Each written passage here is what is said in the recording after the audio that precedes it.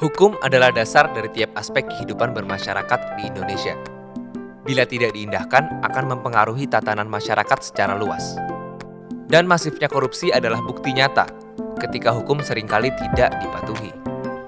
Sejak sebelum Indonesia merdeka, Orde Lama, Orde Baru, Orde Reformasi hingga saat ini, sudah banyak ketentuan yang melarang perbuatan korupsi.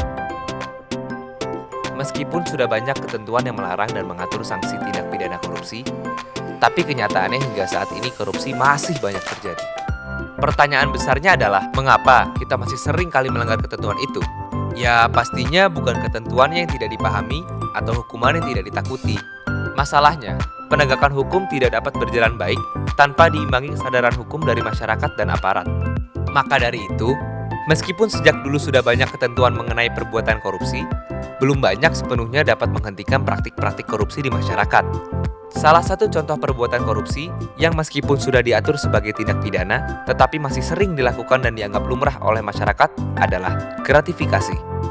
Di dalam penjelasan pasal 12B ayat 1, gratifikasi merupakan pemberian dalam arti luas, meliputi pemberian uang, rabat atau diskon, komisi, pinjaman tanpa bunga, tiket perjalanan, fasilitas penginapan, perjalanan wisata, pengobatan cuma-cuma, dan fasilitas lainnya.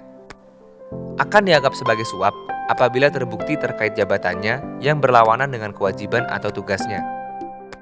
Meskipun gratifikasi seringkali dianggap sebagai bentuk rasa terima kasih, namun memiliki potensi untuk disalahgunakan atau memunculkan konflik kepentingan yang disebabkan oleh rasa hutang budi. Sehingga harus dipahami bahwa ketentuan tentang gratifikasi bukan bertujuan menghambat kebiasaan baik untuk saling menghargai. Penegakan hukum merupakan tanggung jawab setiap elemen masyarakat. Mari menjadi bagian dari masyarakat sadar hukum yang memahami dan menaati ketentuan hukum yang berlaku. Undang-Undang Tindak Pidana Korupsi mengatur setidaknya 7 jenis korupsi. Apakah Anda pernah mengalami atau mengetahui terjadinya tindakan yang termasuk dalam 7 jenis korupsi tersebut?